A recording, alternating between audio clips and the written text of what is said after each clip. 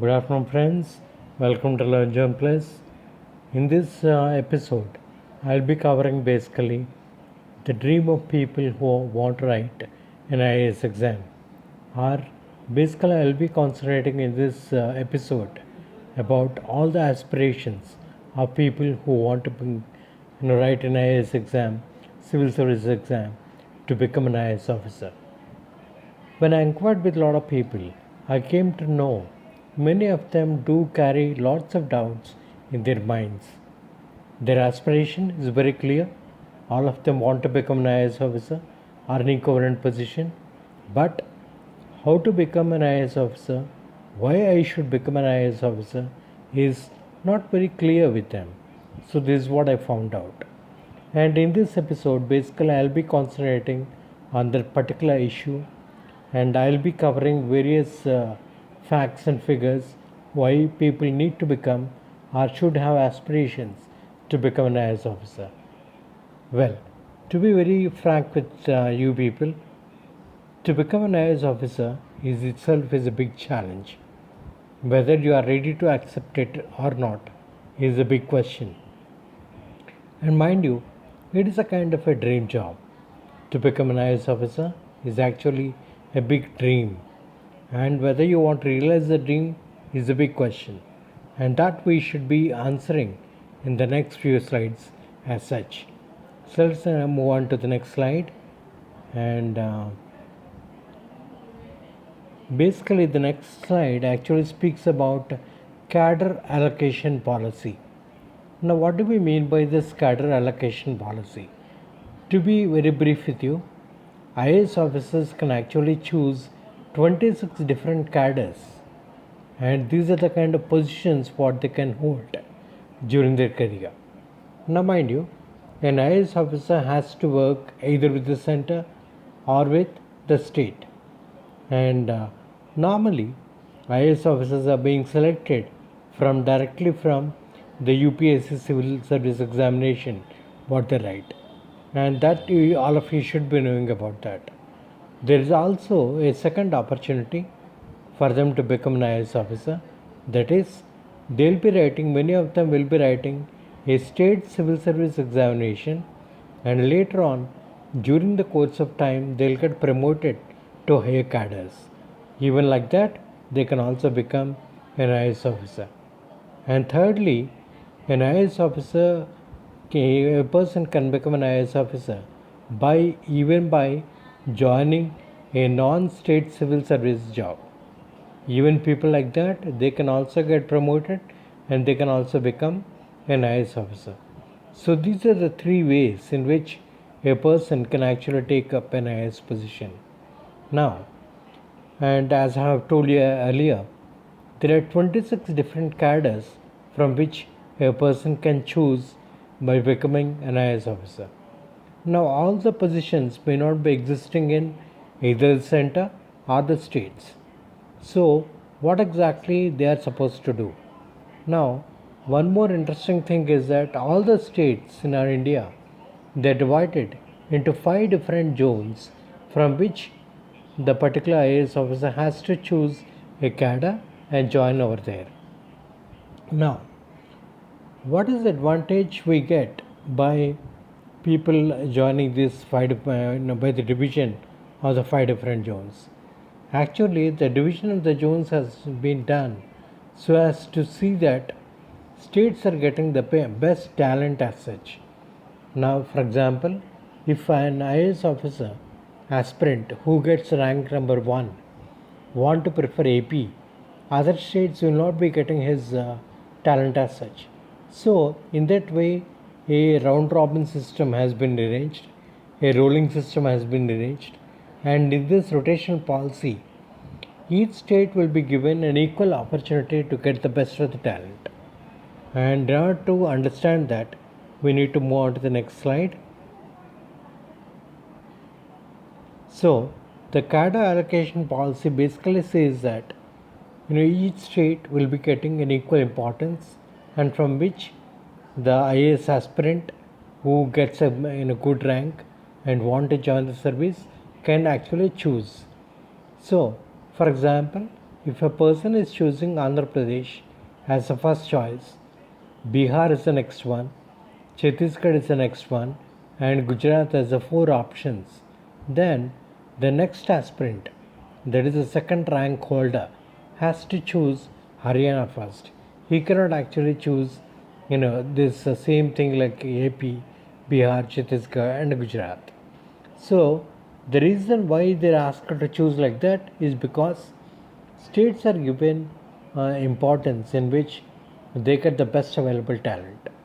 So, this policy has come into existence from 2017 onwards, and mind you, my dear friends, I have given the example of Madam Smita Sabharwal. She is actually the first female officer to be chosen for a Chief Minister's office, and I have included this picture so that all of you can know that an IAS officer can actually join CMO, that is the Chief Minister's office. So, along with other positions, a IAS officer can also become a cabinet secretary or district a secretary rank position in a CMO.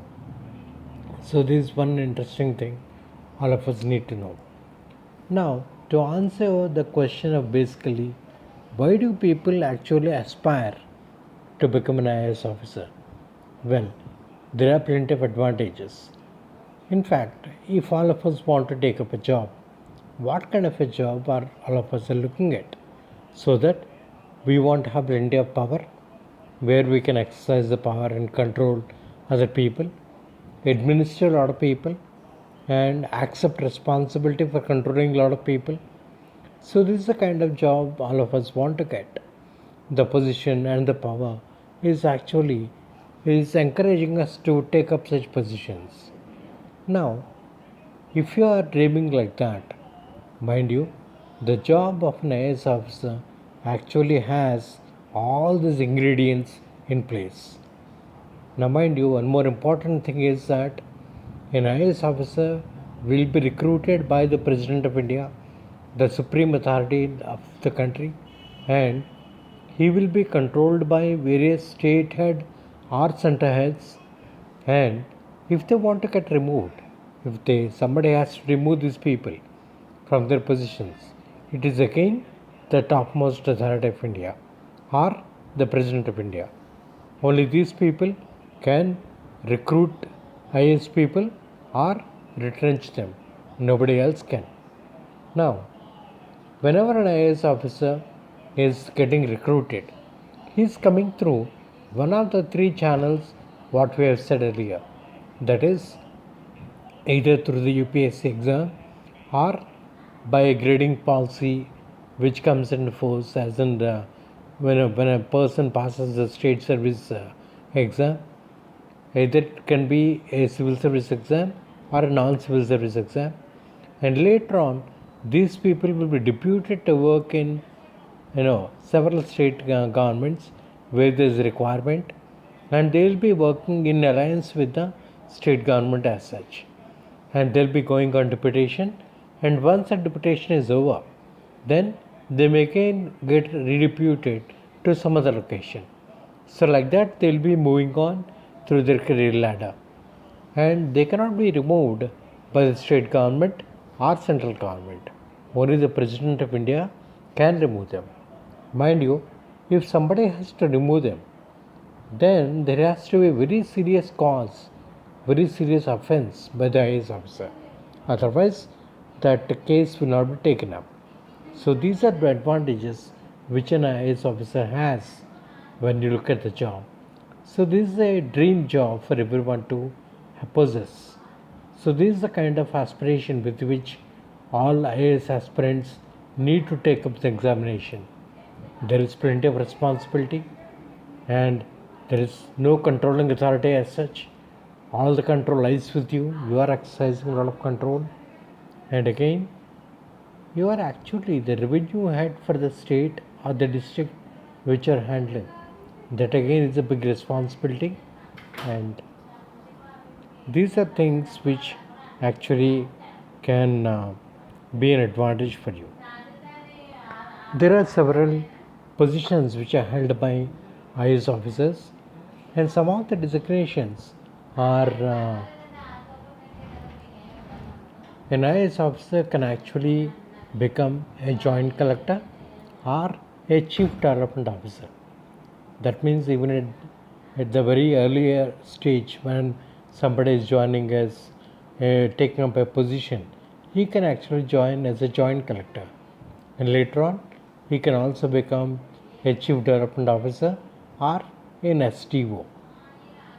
One more thing, and after occupying all these positions, they can get promoted through the career ladder at a rapid pace, depending on the kind of initiatives what they show, the kind of knowledge what they possess, and the kind of interaction what they do, either with the state government or with the central government. Later on, they can also become chief development officer, district collector, or a deputy commissioner.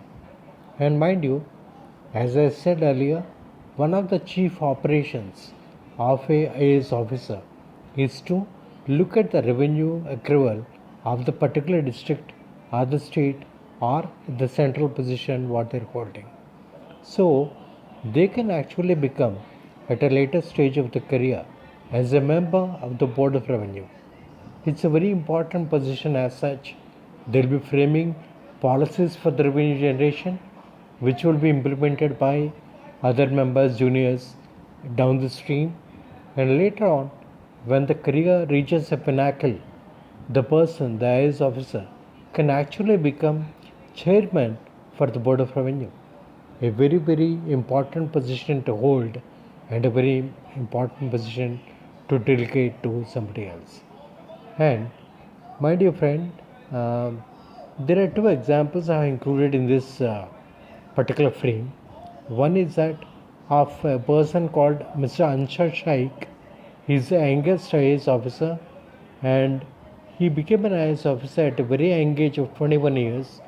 He was deputed to West Bengal, and kudos to him. And one more is about Miss Amrapali Kata. She is actually joined as secretary in the Prime Minister's office, and she joined as a deputy secretary in the PMO, and she is from AP cadre. All the best to you, ma'am. And my dear friends, how is that if you're actually looking at the kind of responsibilities what an IAS officer need to handle? As I said, one of the important functions an IAS officer has to perform is look at the revenue generation, look at the revenue collection, generation, accumulation, all these activities. In order to do that, they need to interact with all the industry heads, all the industry entrepreneurs in the particular place, get them together, frame policies, encourage them to come in so that revenue generation in the particular place becomes a healthy one. So this is one of the primary activities they have to perform. And secondly, they are responsible for the maintenance of the law and order situation in the particular place. Now, one of the important questions people can pose at me is what exactly are the police are going to do if an IAS officer or a district collector is responsible for the maintenance of the law and order.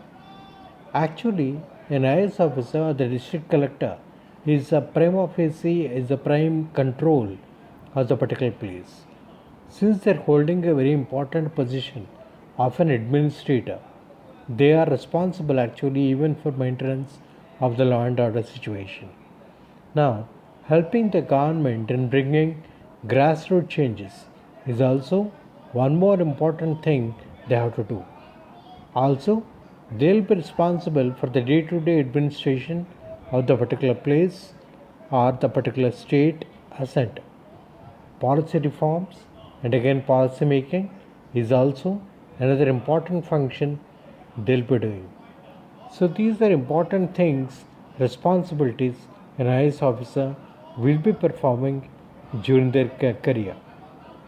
Now, career progression, if you are looking at, is one important thing all of us need to understand.